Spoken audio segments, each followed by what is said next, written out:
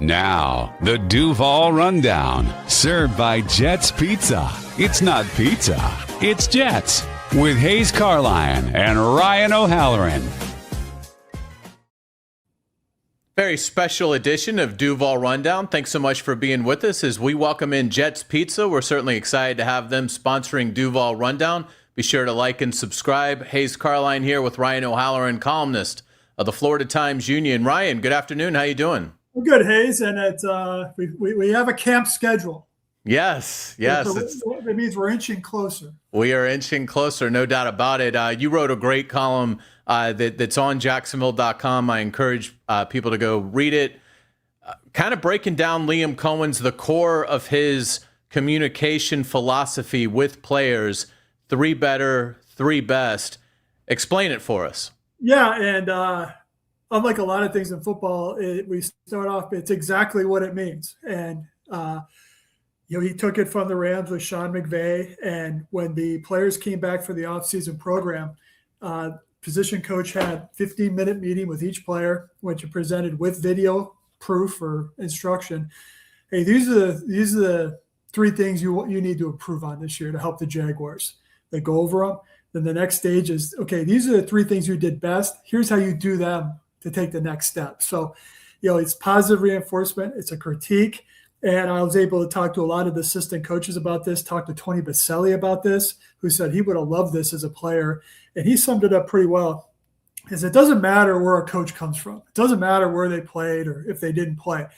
If a player believes that guy can make them better, they're going to be all in. They're going to listen. They're going to take the criticism. They're going to have, they're going to take the feedback. And I think that's one thing that the coaches have really credited the players with buying into last year and this year into this model, which I'm sure fans have heard it said a lot at the press conferences and stuff, but it was fun to sort of dig into it a little bit. Yeah, and Parker Washington, you talked with him, and he sort of gave you a specific example of something that was one of the 3, betters in terms of something to improve upon. Yeah, he says he just wants to be more explosive at the snap, and to me, that when he explained that, it's okay. Probably early on last year, was he maybe trying to be too fine in his route running or his assignment because he was learning a new offense like everybody else. And, once he got it down, he started playing faster. And what he said is he wants to dictate the terms of his matchup. He wants to run right at the corner if it's man coverage, get away from him if it's zone coverage. And, another example was left guard Patrick McCary. He said, hey, penalties. Well, they had a lot of them on the O-line last year, a lot of unforced errors, but read between the lines, if on a holding call, okay, what was your technique here? What was the footwork? Was it a correct call? That kind of thing. So every position has their own little set of skills that these coaches put them under the microscope about. And really, I asked Liam what his involvement is, and he thought last year he popped into about 20 to 30 of the meetings. He goes, obviously, quarterback, a lot of the guys on offense, and he said before the players come back, they have a staff meeting where they go over it. And the coordinators and Liam weigh in, okay, maybe add this or take away that. So a lot of collaboration with the coaches before the players even get here. I think it makes a lot of sense, too, the approach. And like you point out, it's more Sean McVay. And my guess is Sean McVay probably borrowed it from someone else. But, but it is what it is. Liam Coen now using, this McVay philosophy. But it seems like it really is effective in that when you're dealing with any employee, if you're going to give them constructive criticism and things that they need to improve upon, it always helps if you can give them a few things that they're also doing really well. So I would imagine this is a message that is received well, even for players that maybe are coming off of years that they viewed as sort of an individual disappointment. Yeah, 13-4 is a hell of a lot of equity to get built. So these guys came back, all in, and it's, you talk to some guys and they'll say, hey, to build a culture, you got to have the right head coach, but you also need the right staff. And what we've seen so far is that Liam has put together a bunch of teachers, and one thing I think that 3 better, 3 best is even more important this year is that there's so many guys back. It's not like they went and, hey, this guy wasn't good enough, we replaced him. Well, they're giving him another shot. And so, okay, that takes a greater importance to three better, three best. And it, I know Sean Sarrett, the O-line coach, said Kevin O'Connell, another McVay protege, has used it in Minnesota. A couple other coaches said they've done something like this in other stops, but not to this extent, and obviously not called this. And I think it just helps to create that clear communication of this is our expectation, this is what isn't being met, and this is what is, being not maybe met, but even, a surplus of it. It seems like it's a very good way of creating a clear avenue of communication, which hasn't always been a strength of many previous coaching regimes here. Yeah, and teams I've covered elsewhere, the worst thing a player wants, the player doesn't want to guess. Okay, how does this coach feel about me? Does he think I'm doing a good job at this? Why doesn't he think I need to get better at this part? So it is a very open line of communication, and every team should have that, because these are adults. They know what's going on.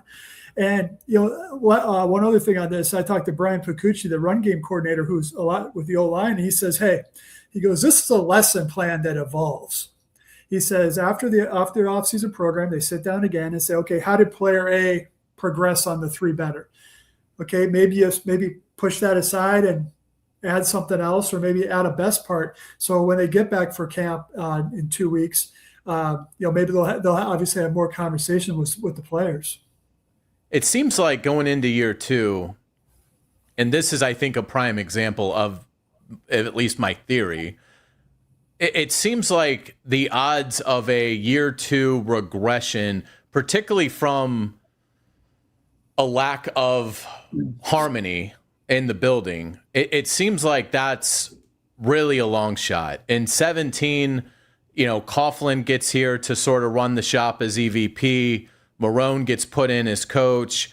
They were moving on from the Gus Bradley, very player-friendly regime, and they really worked the guys incredibly hard in 2017 in training camp and the offseason, as much as they were allowed in the CBA, and it resulted in a really successful season. But it wasn't sustainable. In 2018, they almost had a mutiny in camp, and Marrone sort of lost all of his ability to control the team, and it disintegrated awfully quick. I don't think Doug Peterson ever had to deal with the threat of like a mutiny, but in his year two, it seemed like maybe there was just sort of a lack, sort of a lack of how can we get better. It was just stagnant, I think, is it, to your point. They were just they were okay just with being stagnant. This certainly feels like a head coach that's very cognizant of how can I find ways to make sure that we're all collectively, front office, coaching staff, players, all on the same page in terms of working towards winning a Super Bowl. Yeah, and not being here in 18, but knowing what went on, I think you also had the Pat Riley disease of more going on. I mean, a lot of guys had not gotten paid yet that thought they should have. They signed some free agents that weren't a great fit. And, I think releasing Mercedes Lewis, well in the free agency, that impacted the locker room. But with this team right now, it's being in that locker room minutes after they lost to Buffalo, then being in that locker room the next day, you already saw a focus that said, hey, that's not going to happen again. They did not play their best game against Buffalo in that playoff game. That's the motivating factor. By no means did you get the sense during the offseason program, hey, we got it. We arrived. No, teams arrive and then disappear the next year. Look at the last 4 Jaguar playoff teams. So, that said, when camp starts in a couple of weeks, it's going to be interesting to see how these guys practice, that they get their work in, how the joint practices go, because you can't look ahead to September 13th against Cleveland, or else you're not going to be ready to play the Browns. So to me, that's the challenge for Liam Coen going into his second camp, is keeping the main thing. Yeah, absolutely. This is Duval Rundown. I'm Hayes Carline. He's Ryan O'Halloran. Appreciate our friends at Jets Pizza. Go check them out. Delicious pizza. And please like and subscribe. We would certainly appreciate that. So, Ryan, I'm going to put you on the spot here. Trevor Lawrence, what would you guess were the 3 better, 3 best for Trevor and his conversations with Liam Coen this offseason? Yeah, I think number one should be the deep ball better.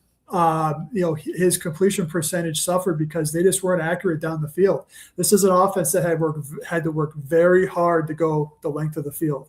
They were benefited by takeaways, started in plus territory. So for Lawrence, to me, and Trevor's talked about this, it's the you got to get better down the field, more accuracy. Also, I think you have to expand his route tree. He did not throw the deep out very well last year.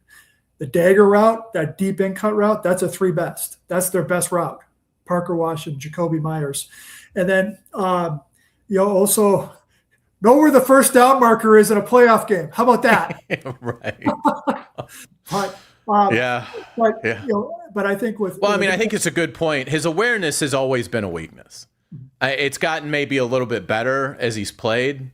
And he's still obviously very young compared to some of these players that are entering the NFL that are went 6 years in college.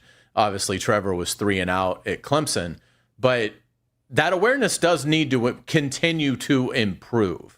Like I said, better.